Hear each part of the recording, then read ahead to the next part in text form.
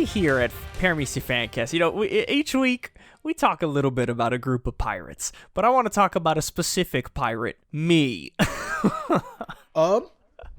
No, dude, I got brain blasted the other day remembering when I used to go on Google and use index of searching to download MP3s from random fucking search depositories.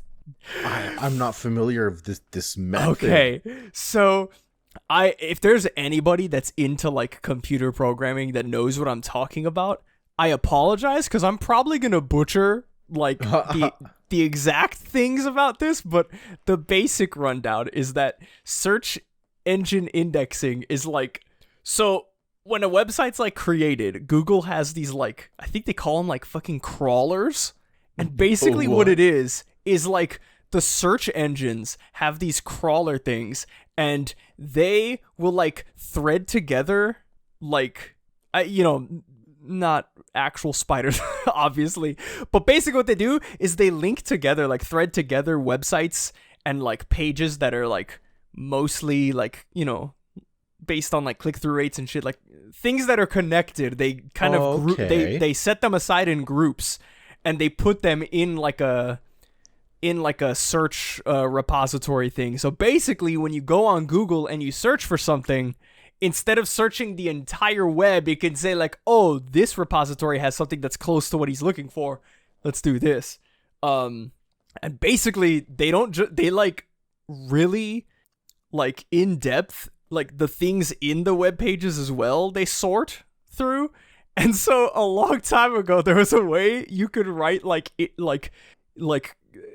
rudimentary freaking HTML code into the Google search engine and be like, index of, and then like, just do whatever. And you could search like, it would bring up a web page when you click the link, and it would just be like a blank white web page with like clickable folders. And when you clicked into the folder, it'd bring you to another white web page with like whatever you were looking for. And so I used to do it all the time with music.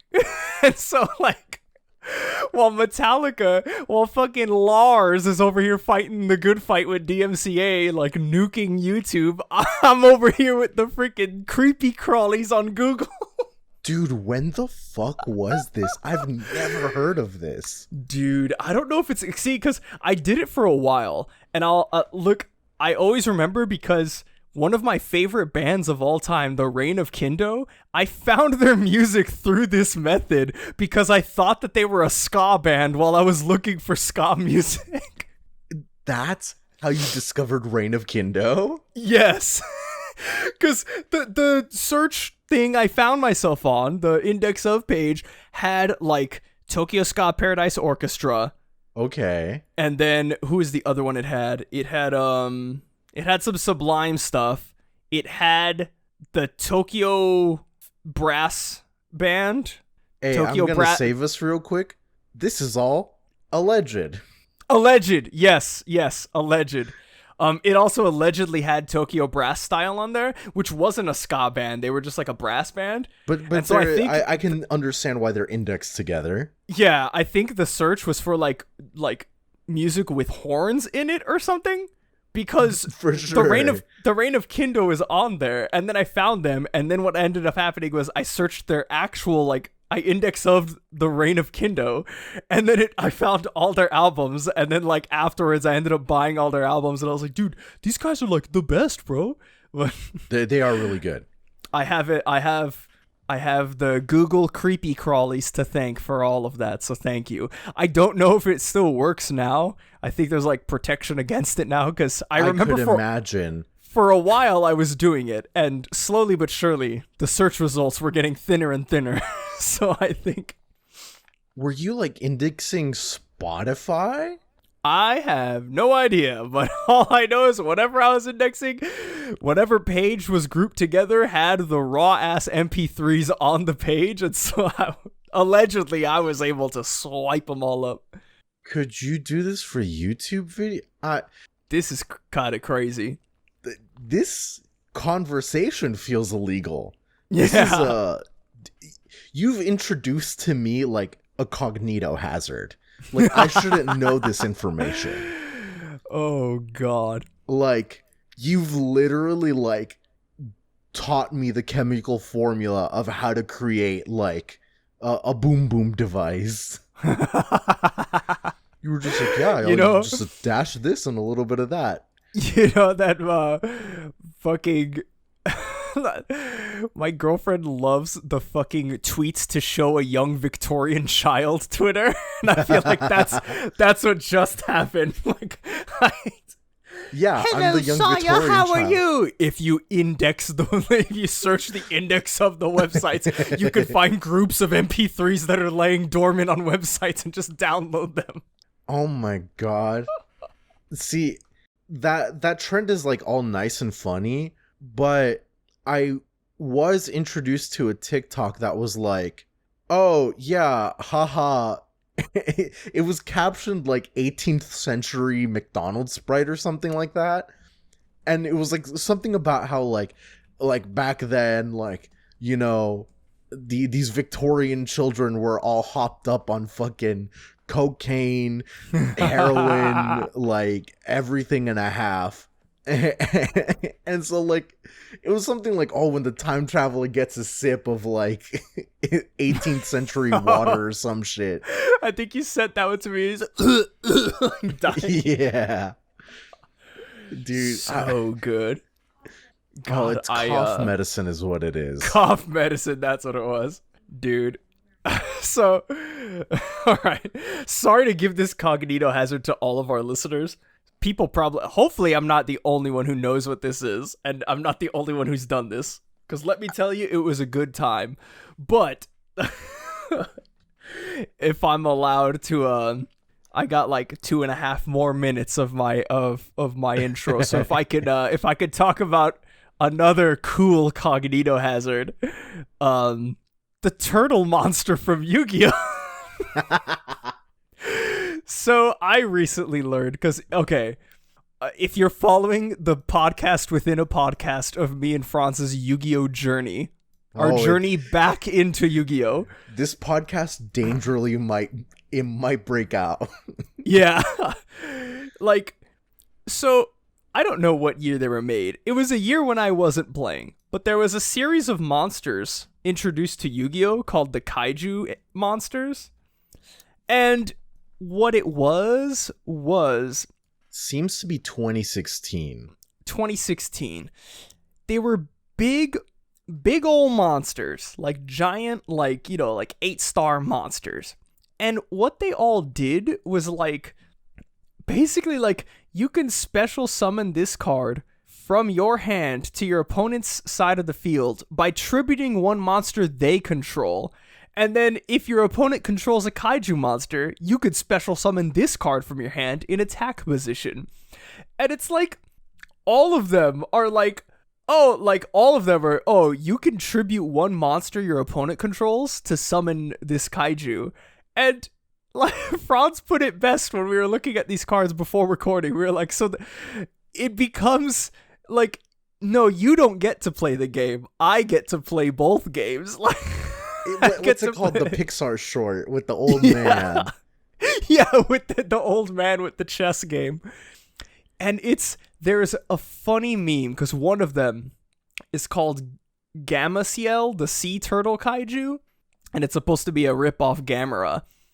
And there's a funny card that, by the way, we'll link this card in, we made some updates to our Discord channel, and Paramecia Flower Capital joined the Discord. It's an amazing time. We got a good group of people there. But we recently did some housekeeping, Franz did, and we have a channel now that is things that we bring up in the podcast that are random, that we just want to like shill. So if there's anything we bring up in the podcast, we'll usually post it there. But there's a picture of, there's a really oppressive monster that exists in Yu-Gi-Oh! Called like the Herald of something. And it basically is just not fun to play against, and it negates everything you do, and it's boring. It's literally fuck you. You can't play. What your deck does, throw it in the trash. Fuck you. Yeah. That's all it is.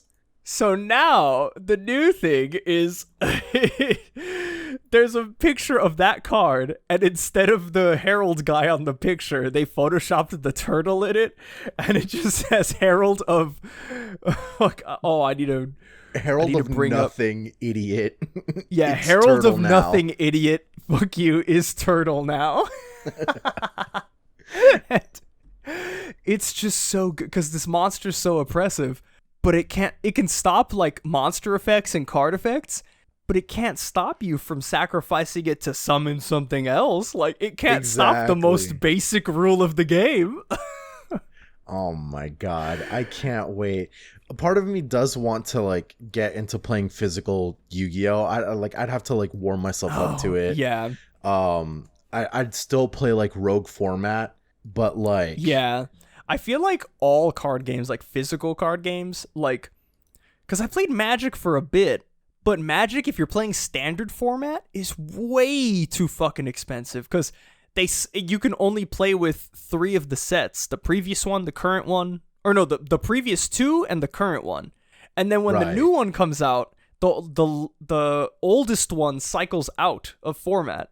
So if you're playing standard, you have to play every set and you have to redo your deck, like sometimes pretty much all the time if you're playing like, meta, because they don't carry over like all the meta decks.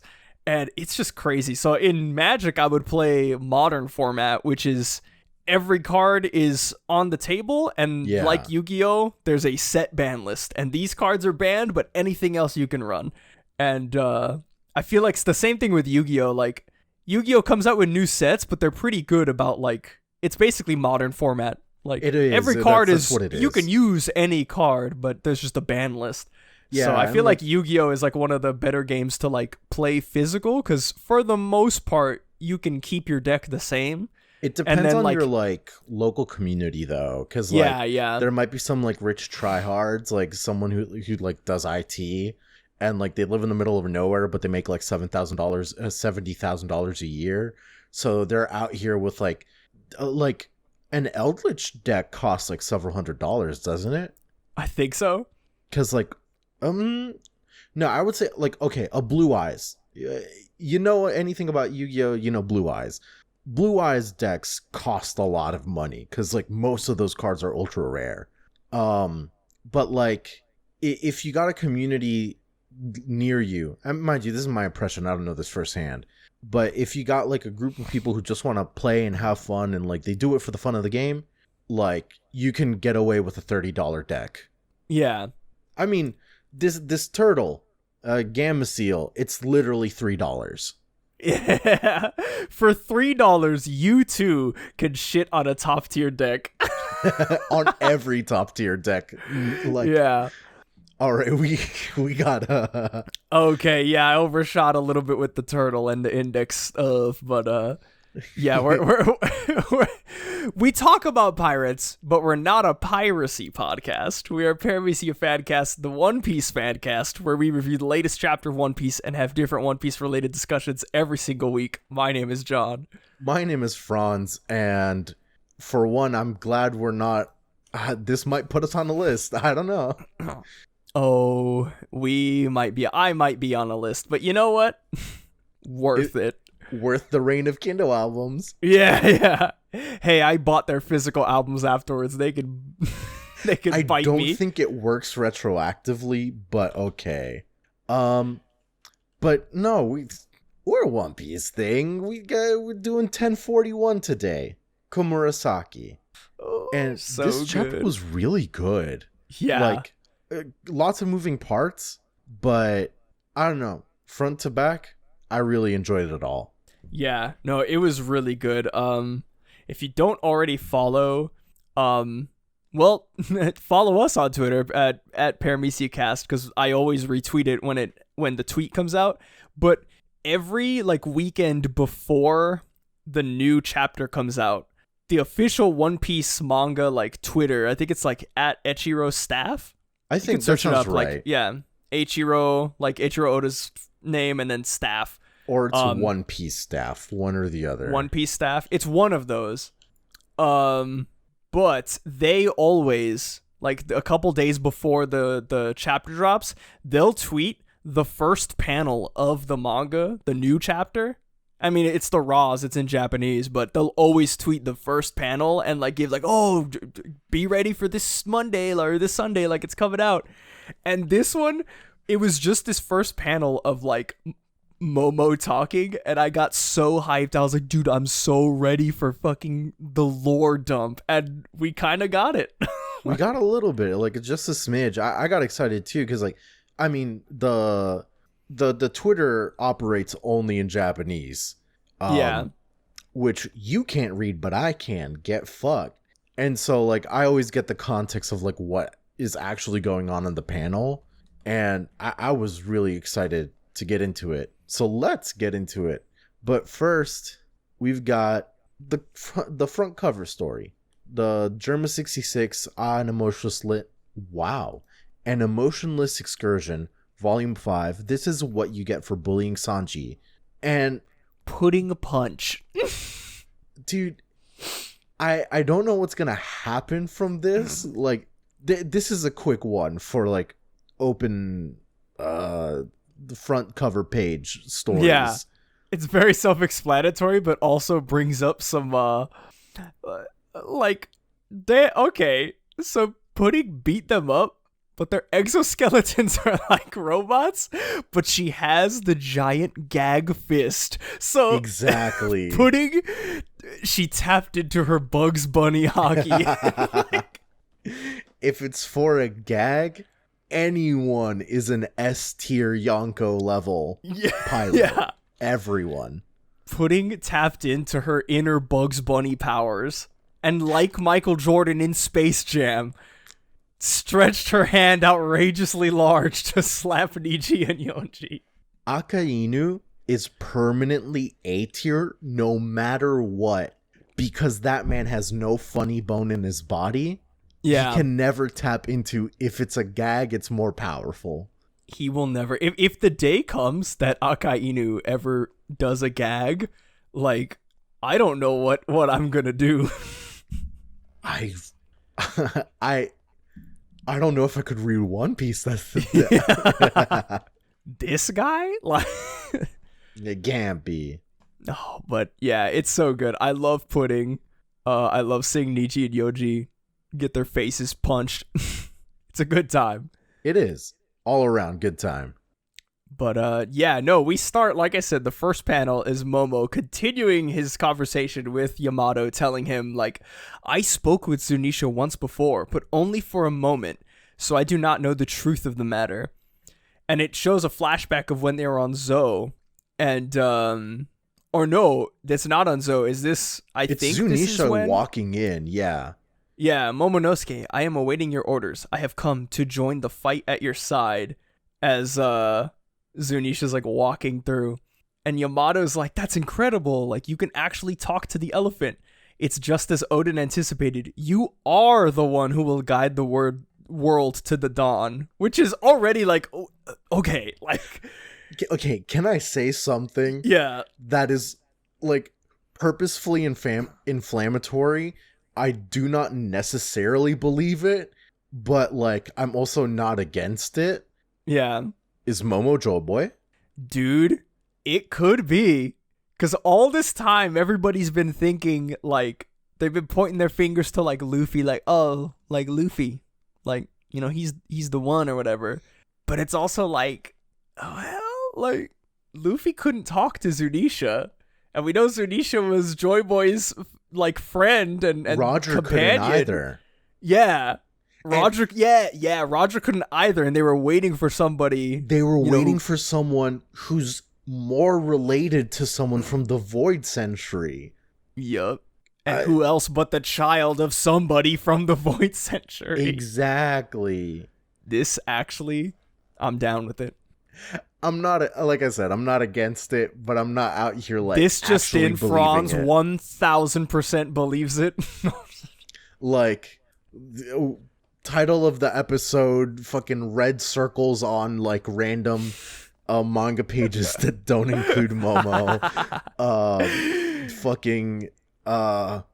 I don't know, we'll stick Uzumaki Khan's face there just for it.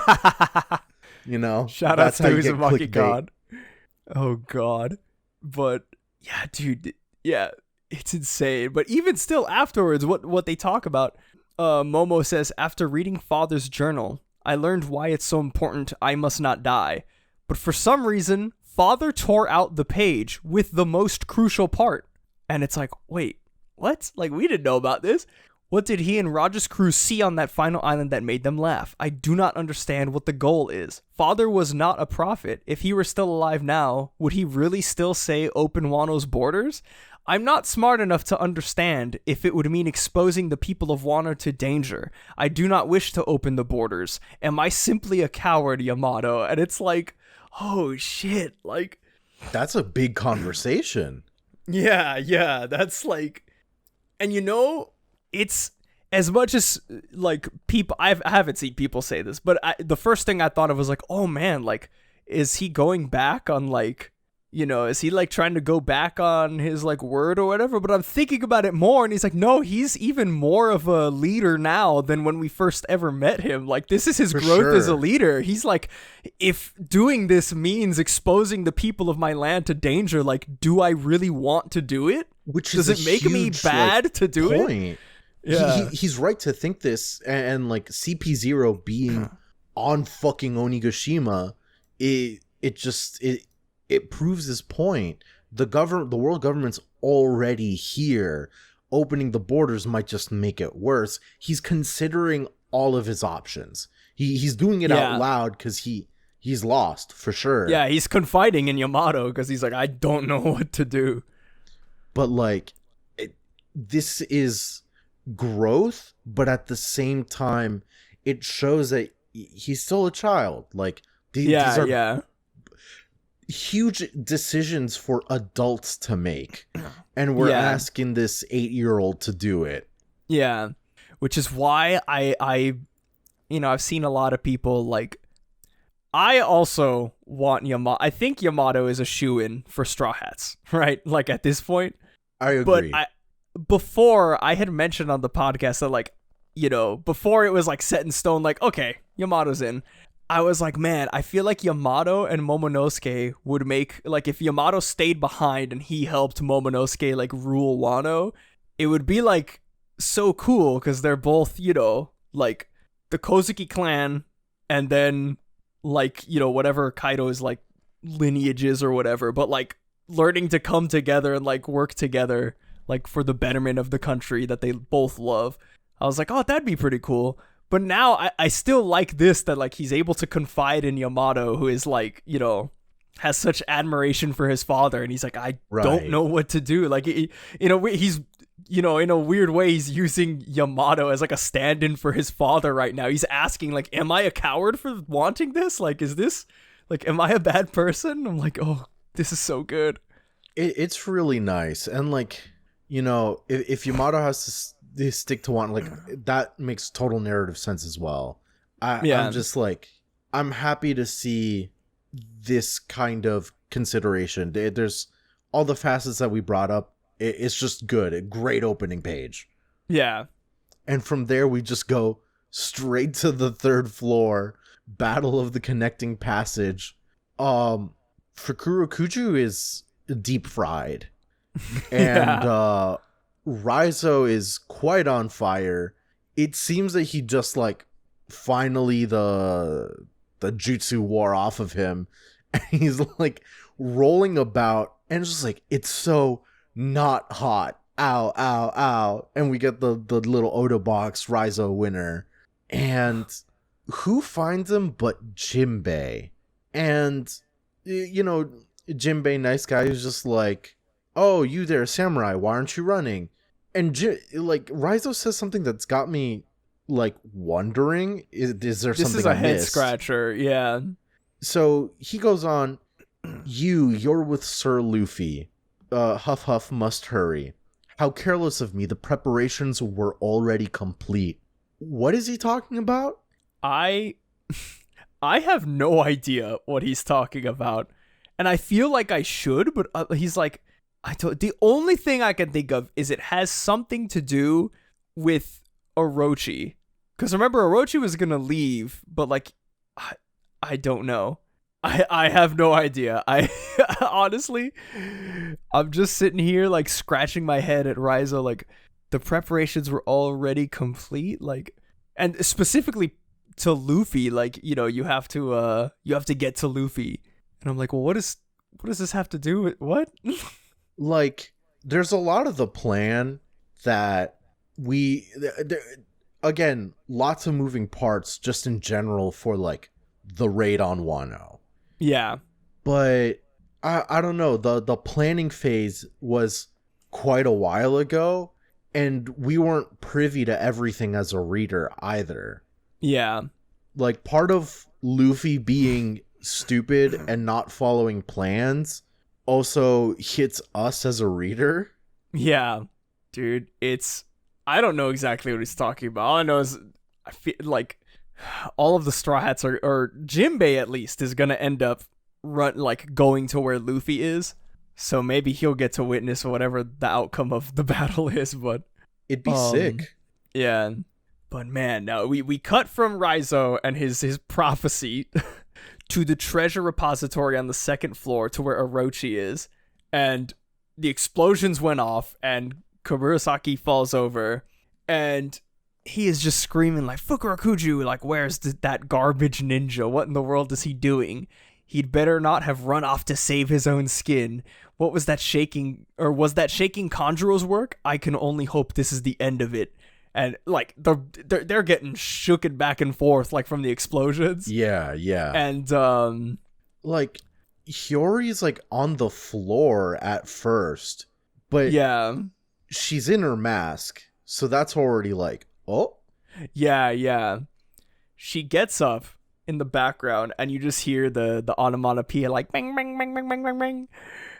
And he's like, Komurasaki, like, why would you play at a time like this? Stop it. Put that instrument down. Like, with your pretentious mask. You always wear that stupid mask when you play. This is a moment of life and death. Take it off already. Are you really Komurasaki? Or a ghost? You were supposed to be dead. Which, like, I'm glad he's saying it now, but he's also an idiot, because we said that when he first met. Like, doesn't he think that she's dead? Like... Right, like it's like weird. It's a moment of sobriety. Yeah, but this moment is so good, and it just takes it back to what you had talked about a couple chapters ago, when it was called like Odin's beloved blade, and the chapter was about Enma, but also like it had to do with Hyori. And it's like, dude, it's so sick. He gets like rubble falling on top of him, Orochi. And then he says, what? Like, blast it. I cannot transform. I can't get free. And she just starts giving her monologue like, you were so stunned. You never even noticed. And then he's like, get this rubble off of me. She's like, I used nails of sea stone prism to ensure you could not turn into that monster. And he's like, I thought you loved me. Like, why? Love you? You jest, sire. I have not the tiniest affection for you. Strangely enough, that song you love, Moon Princess, we get a flashback like, oh, Hyori, I love when you play that song. And she's like, I'm going to learn it even better for Odin, was also the favorite of my father, Kozuki Odin. And he's ghostly. Like, the shading on this panel is so good. Like, it is. Father? Oh my How could it possibly put a smile on my face? So good. Dude, the only thing is, like, were we supposed to see her put in the whatchamacallits, the nails? Is this something that like everyone missed, or I don't know? Honestly, I would have to go back and see. That's what I'm doing right now. I'm just like Yeah, skimming because through. I mean, it feels like it's such a small detail, but I didn't notice, like, but also I think there's moments, isn't he like leaning on her and stuff? Like he's like in her lap or something while she plays. You are right about that.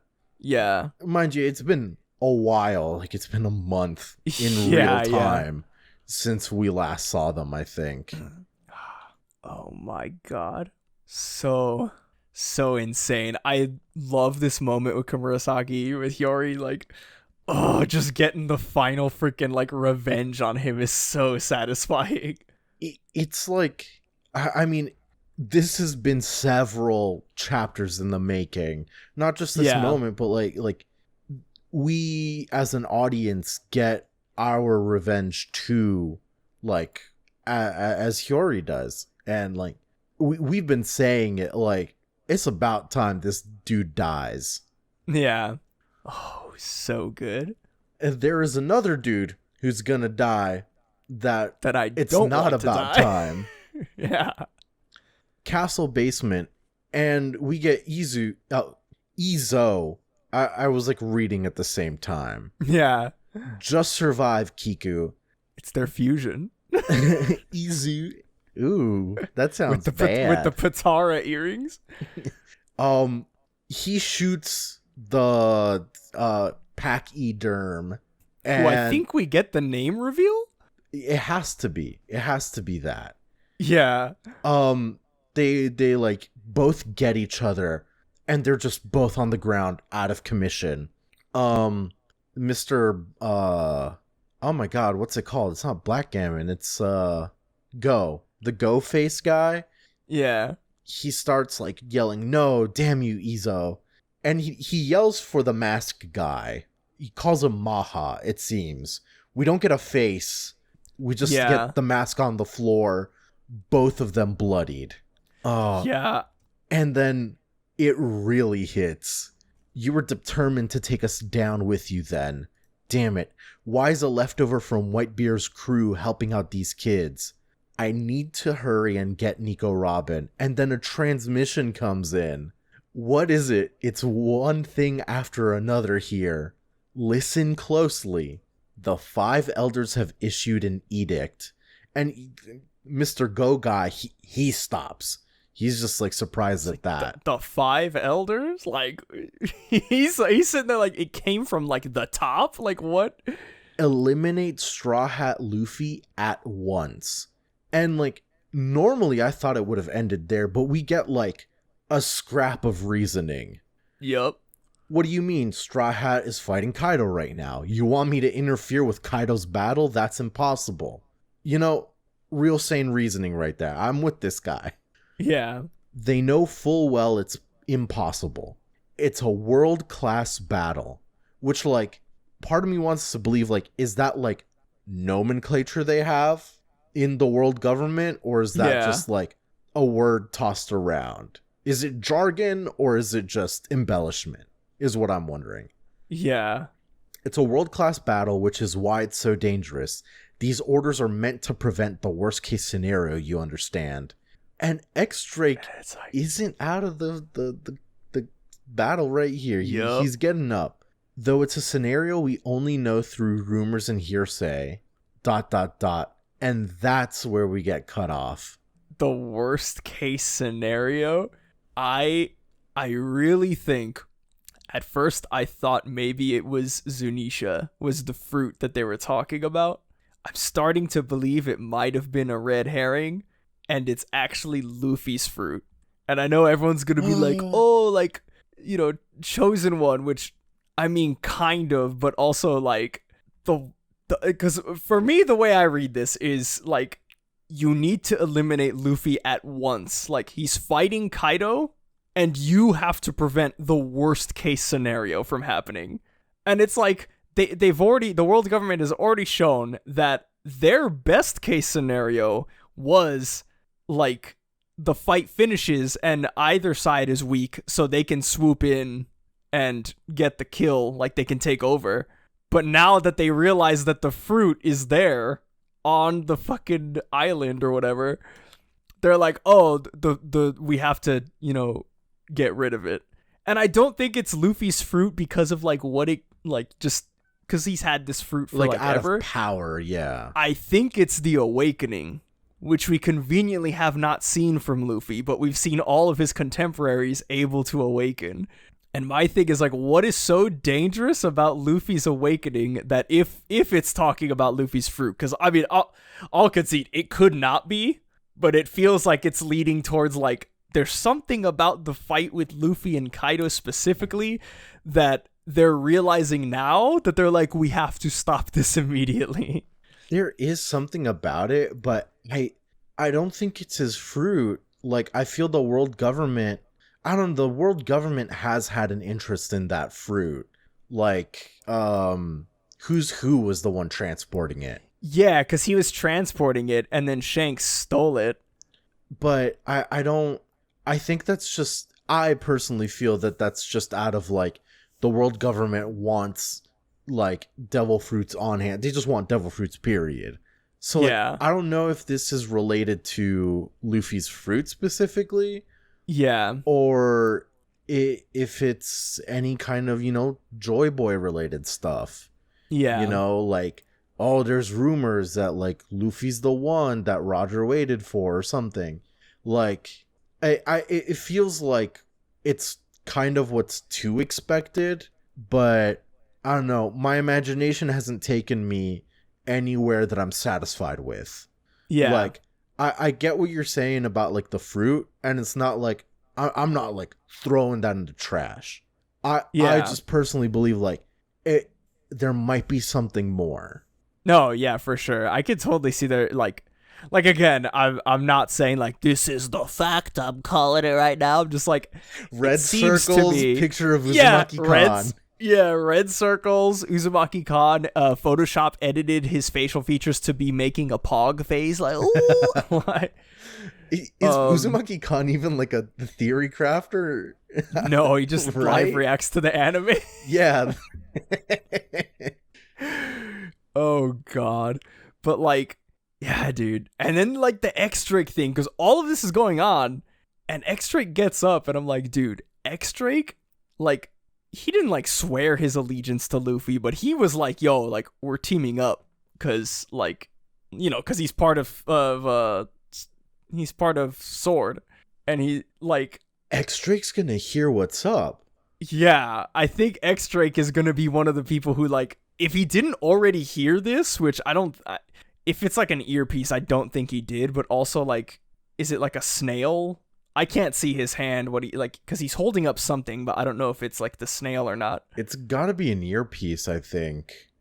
But it has, the only reason I think that it might be a snail is because, like, on page 10, he's like holding his hands up, but also when it cuts to X-Drake behind him, like, standing up, the voice bubbles, they're the same as, like, the announcer ones, where they have the little, like, the things coming out. Sure, yeah. And those were the ones that were used whenever the Marys, like, spoke with the projector, like, voices. So it's, like, technology kind of shit. Yeah, like, through a speaker, I guess. So I'm assuming he can hear, and I'm assuming he's like, all right, like, X-Drake is now the X Factor, pun intended, in this fight. Like, he's going to be able to help out. Oh, man. It's whatever happens from this, like, dude, I feel like, I can speak for you and I, but also, like, this goes for a lot of the One Piece audience. I feel like, by and large, we underestimated how close we really would be to the end after Wano. Yeah.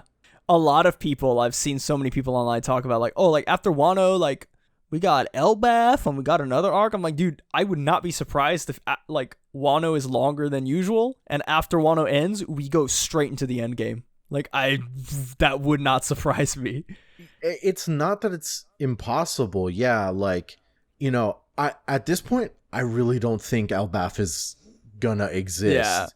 Yeah. Or if we go to Elbaf, it's because it is, like, an important part of, like, the Void Century, and something is hidden there that we need to, like, find or whatever. Because, like, there's an implication that, like, much like Roger, there were, like, several go-arounds the Grand Line. Yeah. So, like, they're gonna fulfill these other things, but they're gonna be, like, back burner stories.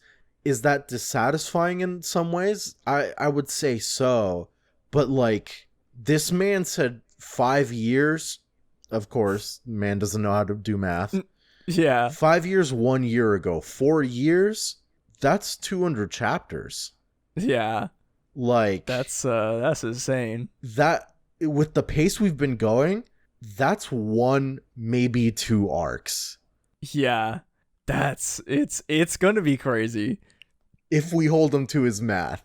Yeah, yeah. We can be a little loosey-goosey about it. That's why I'm saying maybe 2 arcs. Yeah. But yeah, no, I mean, I'm definitely, and I've talked to people too about it, like at work and stuff, and people really like the way they talk about it's the way it's always presented, this idea of like, oh, after this we got to go to Elbaf. It's not like, oh, we'll make it to Elbaf because of like some secret. It's like, oh no, the next arc, the next island we go to, like Dressrosa to Punk Hazard to Whole Cake to Elbaf. And it's like, dude, with what Big Mom said last chapter, like, so it's a part of it is here. Like, I'm so close. It's no.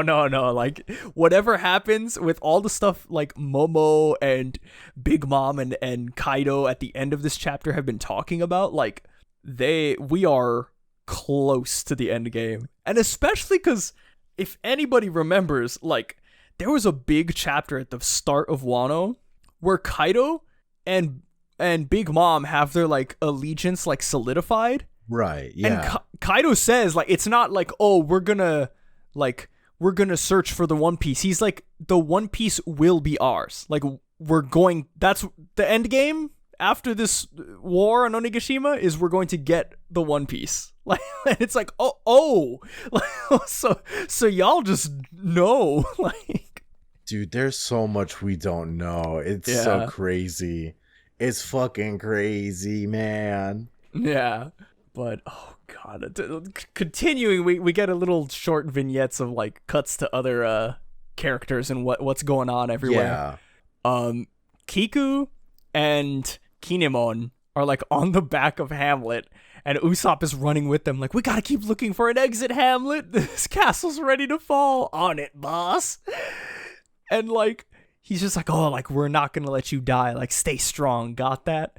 And we get to the Minks, and Carrot and Wanda are like, they meet up with Nekomamushi with Garfield, and they're like, oh, come on, we gotta get under the dome. Who knows when this thing's gonna fall? Like, how long will this island stay up?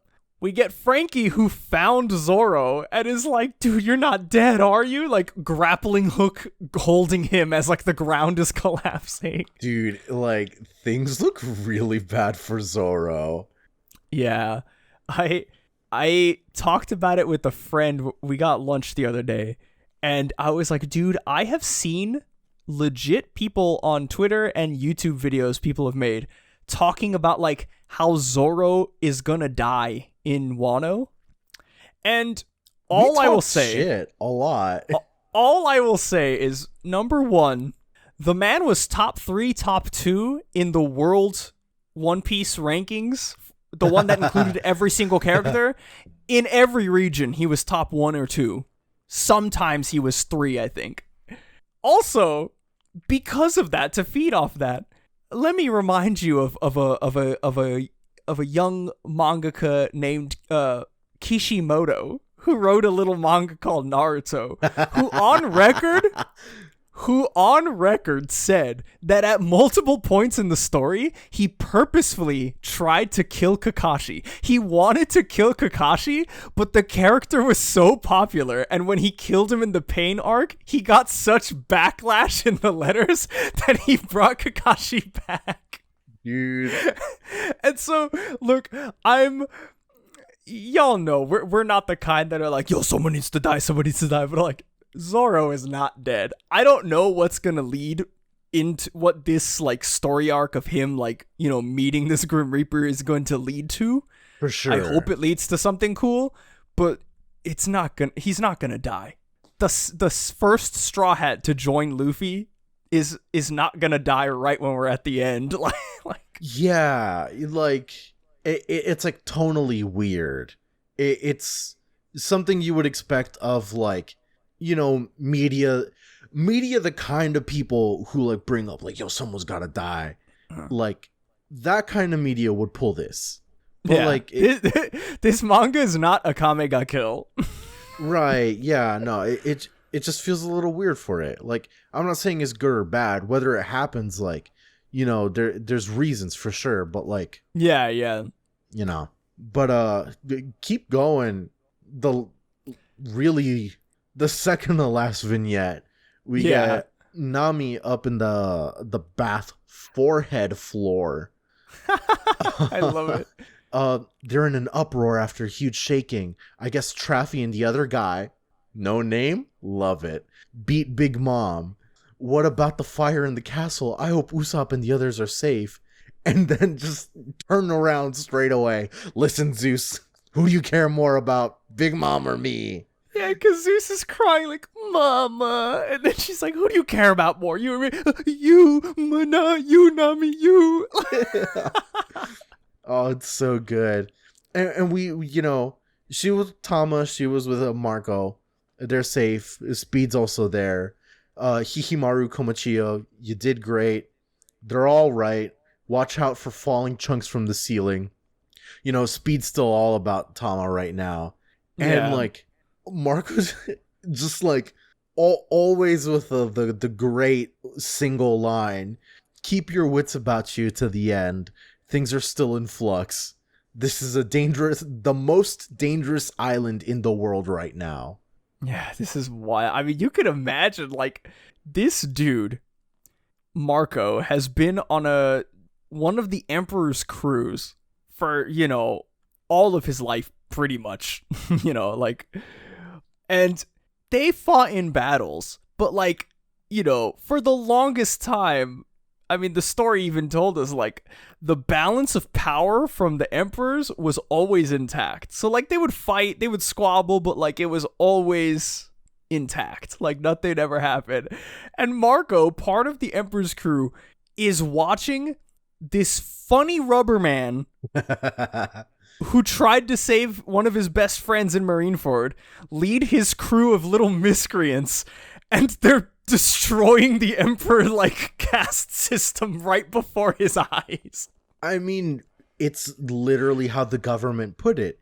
It's a world-class battle. Yeah. Everything's gonna change. It's so good, and I love Marco. Like, just, this is the most dangerous island in the world right now. Dude, he has every right to say that, because, like, I'm scared reading this. Yeah. Dude, things are picking up, and it's one of those things where it's like, I feel like every week we've been like, man, like, if it's ramping up a lot, and it feels like I mean, there is one of the acts of the Kabuki play that's like, it ramps up to, like, infinity and then just stops suddenly, so I'm like, when are we gonna stop? There's no brakes on this. All gas, no brakes, baby. Oh god. But we get a shot of the giant hole, and they're like, Bim Bam has fallen, you did it, boss, Captain. And we get Kid and Eustace, or Kid and Law, on the floor, and Kid is like, they're both like huffing and puffing, and he's like, Kid is like, you still got enough for Kaido? And he's like, nah, I'm done. If the man who emerges from that fight turns out to be Kaido, then I don't have the willpower left to resist.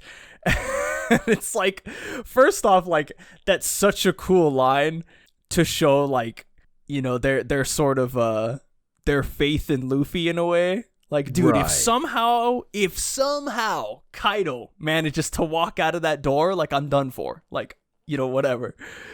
But I also just love it because it's like, man, like, they gave everything to fight Big Mom. Like, everyone, you know, memeing on Big Mom.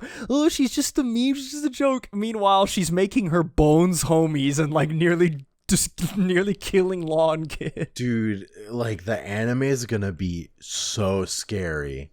Yeah.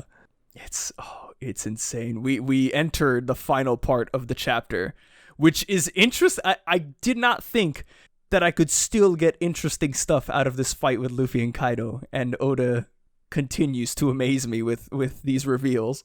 We get Luffy, like, they clash and then they fall back. Yeah. And Kaido's like pissed. He's like, did you sense that too? They've really gone and done it now.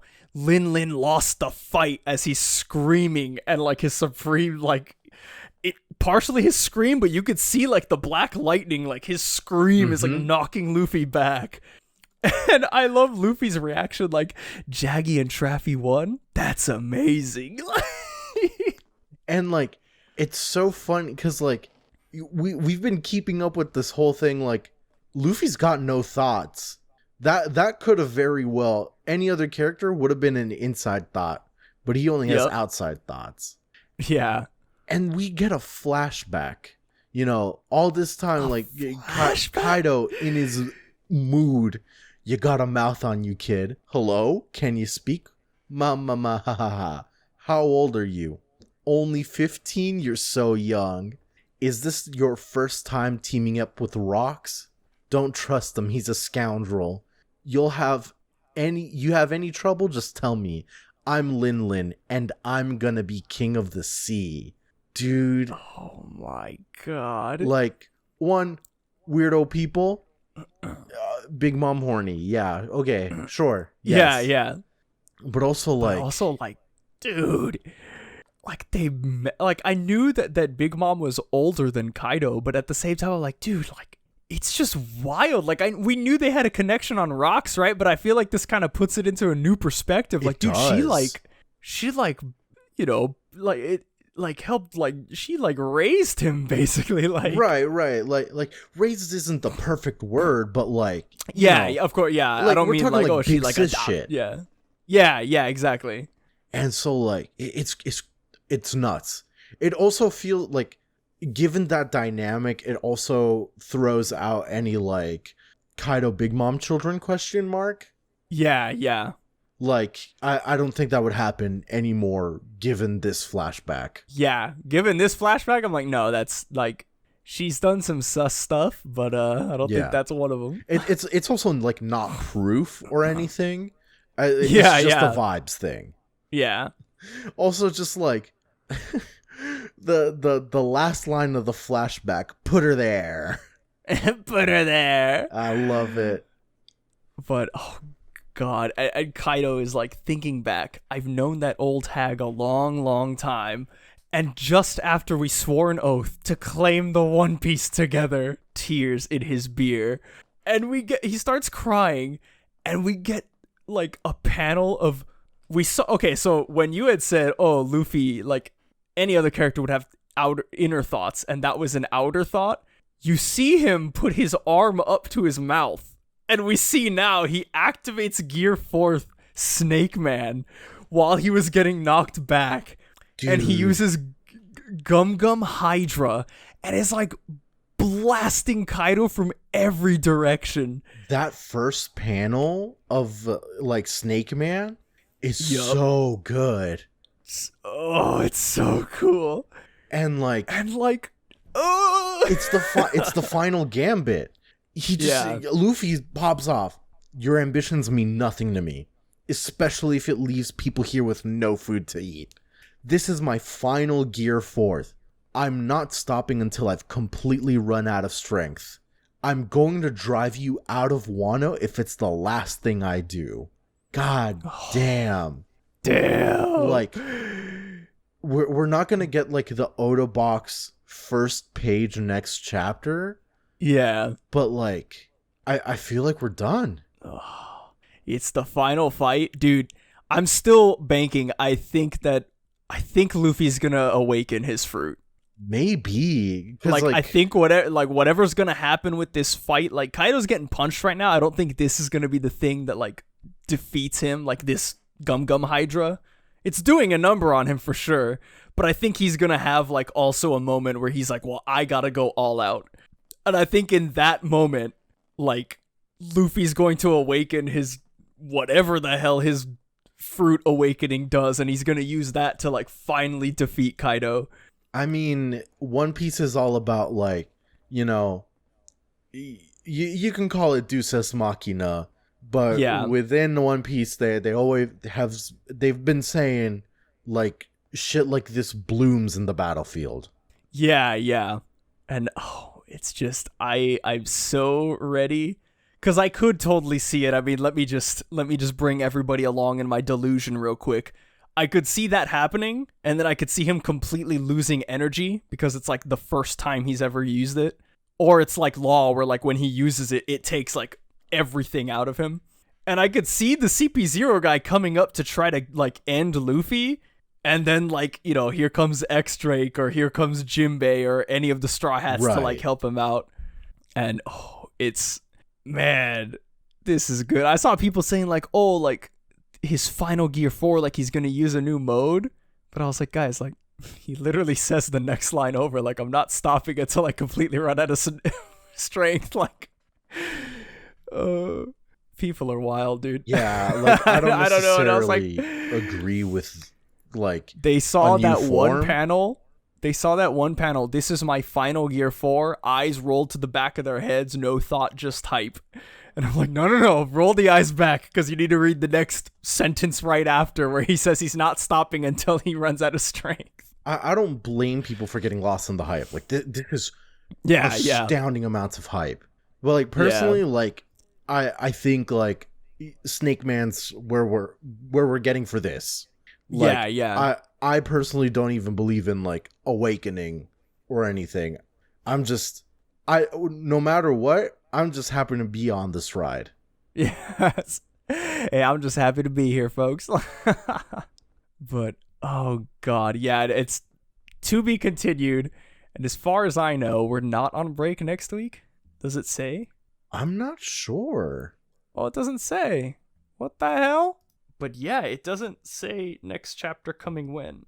But on Manga Plus, if I go here and I click on the new and I click on One Piece, it says next chapter arrives Sunday, March 6th. Okay, yeah. So there is no break week. That's crazy. Guess, yeah, Viz is wilding out right now. But yeah, that's insane. Like in ending like I mean, we did come off a break week like recently, but also like I don't know, man. It's one of those things where the series is picking up so much that for me, like, okay, when Dressrosa was going on, I was hype. But when Gear 4th was announced and the man was like, oh, I'm taking a week break, you're gonna have to sit on that. Like that felt like dude, for me, a lot of Wano feels like that every week. And I'm like, bro, like, how is he keeping going, bro? Like, I really do want to do the Wano read back. Because, like, I don't know if we feel this way. Because, like, you know, we're finally getting the release. Everything's coming together. But, like, it's starting to feel like a little like breakneck in the pace, but I don't necessarily think One Piece is suffering for it insofar as like it's always kind of been like this. We actually had a discussion on the Discord, a very good one, about like, you know, One Piece pacing is fast and it is a detriment to it, simply because there's not enough time to like learn the characters themselves. Like the crew, the Straw Hats, they have no time to just chill. And that's especially true recently. And like, you know, I'm totally in agreement with that, but I feel like this breakneck speed is not like making that problem worse. It like that's like an issue that comes out of pace. The problem existed. Yes. Yeah. The problem existed before the breakneckness. Yeah, I don't know. I think it might have something to do with just everything falling together finally, and like just this huge release, but also like, man, I don't know. We need to do a reread. Oh, for sure. What? Yeah, for sure. One of these days we should go back and like read like a chunk of it or something, and like on a break week just talk about like, you know, with the stuff we know now, like just weird ass like. Right. We got to go through like, should we do each individual act? Oh yeah, that would be crazy. That's huge chunks, but like, I mean, that's kind of like decent spacing for the kind of like, you know, when break weeks come along. Yeah, and we can do that pretty well. Yeah, we'll plan it. We'll plan it because I feel like that'd be pretty fun to do. Like, go back and read Wano like as it's going on, but also to see like, because we've talked a lot about, like pacing issues week to week as opposed to like, binging it through. Yeah, it feels like One Piece reads completely differently in those two contexts. And I would be interested to see, like, as Wano's going on, to read from the beginning of Wano and sort of binge through it and see if the pacing feels like any better or like different. I mean, it'll feel different, obviously, but to see if it's like, oh, like, in hindsight, this actually flows really well if you're reading it like as a whole, That's what we're hoping, at least. Yeah. It's the theory right now. Yeah. Oh man, but what a good chapter. Like, yeah, good chapter. We got our good little cover vignettes. Story. Yeah, great cover story. We got our little side stories, but it wasn't like glossed over like super quickly. Because like sometimes in One Piece we get like panels with irrelevant text just to be like, hey, this is checking in on, I don't know, Brooke. They're okay, just in case you forgot. Yeah, checking in on Straw Hats Part 7. Right. That, like, One Piece does that quite a bit. Lots of actors, lots of moving parts, but we didn't fall into that this chapter. Yeah. Thank you, Oda. This chapter was thank you, Oda. This chapter was amazing. If you'd like to hear our thoughts on this chapter or other chapters, you can follow us on all of our social media at Paramecia Cast on Twitter, Paramecia Fancast everywhere else. The episodes go up every single week, every Monday, following the official release on Sunday in the States.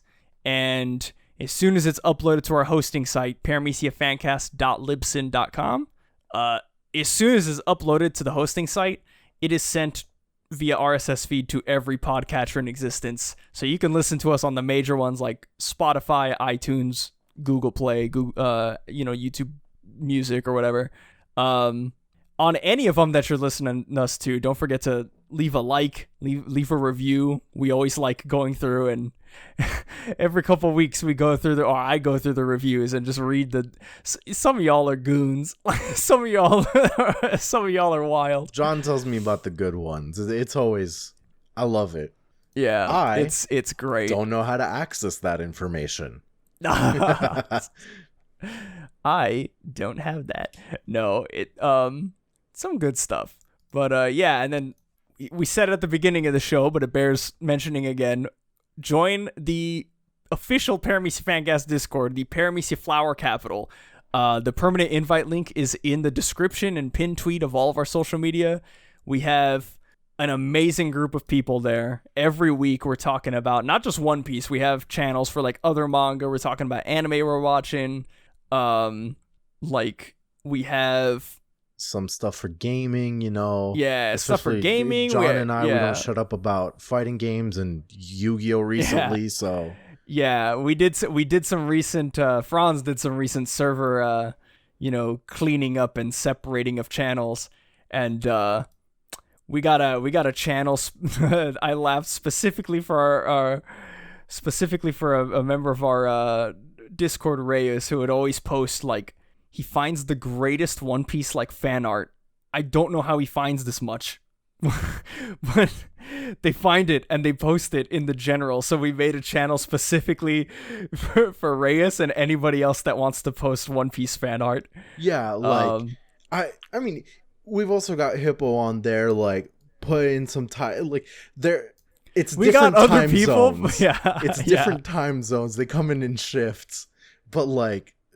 Dude, we're talking like cream of the crop One Piece art, and it's like we're not weirdos about it. It's all linked to like original posts from their like the artist Twitter and everything. Yeah. It's always the original post of the artist is linked, and you see the preview, and it's super cool. We got a channel again just for random stuff we talk about during the podcast, so you can read it. We got manga reactions, we got a podcast reaction channel, we got a whole bunch of stuff in there. It's really good. It's a really fun time.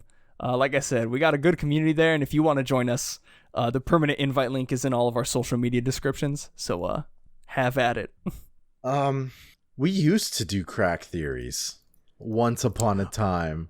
So Zunisha stole the hat, and the missing page of the book is where the hat, or is why Zunisha stole the hat. And that's what's causing Momonosuke so much distress. He doesn't understand why stealing the hat would have to force him to open the borders.